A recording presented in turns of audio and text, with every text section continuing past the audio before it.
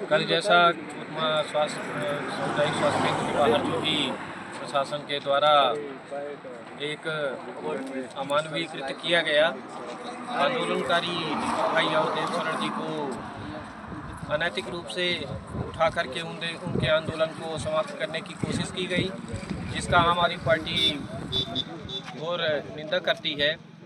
और प्रशासन के इस रवैये से यह तो मालूम पड़ गया कि स्वास्थ्य विभाग की अव्यवस्था की आवाज़ को लेकर के हमारे साथी जो आंदोलन कर रहे थे, कहीं ना कहीं वो सारी कमियां प्रशासन ने खुद ही उजागर कर दी।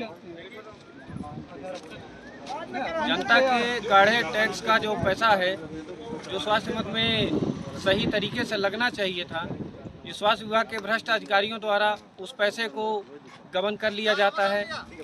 इस सामुदायिक स्वास्थ्य केंद्र में ना तो ऐसी कोई व्यवस्थाएं थी कि उन दोनों आंदोलनकारियों को यहीं पर भर्ती कर दिया जाए।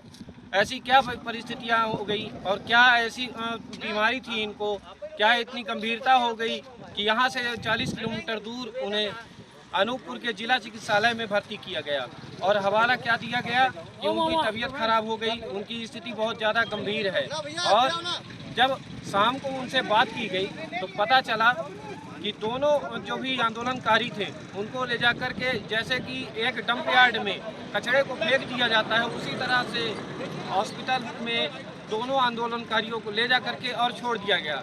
ना ही कोई वहाँ उनकी सुरक्षा के लिए सुरक्षा कर्मी था और ना ही उनकी देखरेख के लिए कोई भी ऐसा स्वास्थ्य कर्मी था कि उनकी वो कम से कम बीपी तो चेक करता, क्या उनको कोई ग्लूकोज की कमी है या कोई अन्य गंभीर बीमारी हो रही है, इसकी कोई न जांच की गई। रात भर उनको उनकी हालत में ऐसे छोड़ दिया गया जैसे हमारा कोई नागरिक पड़ा हो।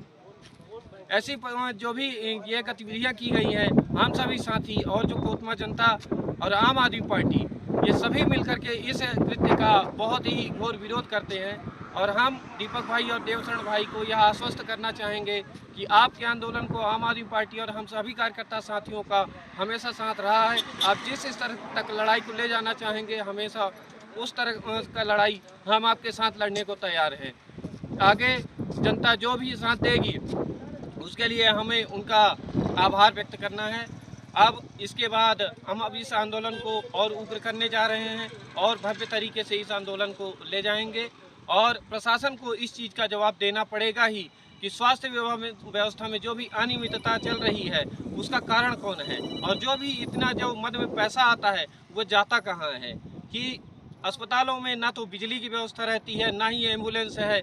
अचानक से जैसा देवशरण भाई जी ने कहा कि एकदम आकस्मिक रूप से अगर हमको उठाना हुआ तो वहाँ एकदम आनन फानन में एम्बुलेंस आ गई, मगर अगर कोई पीड़ित व्यक्ति या तो कोई बीमार अगर कहीं कोई दुर्घटना घटित हो जाती है तो एम्बुलेंस आने में फिर घंटों लग जाते हैं। ऐसी क्या परिस्थितियाँ थी। हम इन्हीं आवाज़ के साथ में अपना आंदोलन आगे भी जारी रहेंगे और या उनको आश्वस्त करना चाहेंगे कि आप निरंतर इस आंदोलन को बढ़ाए रखिए। जय हिंद, जय भारत।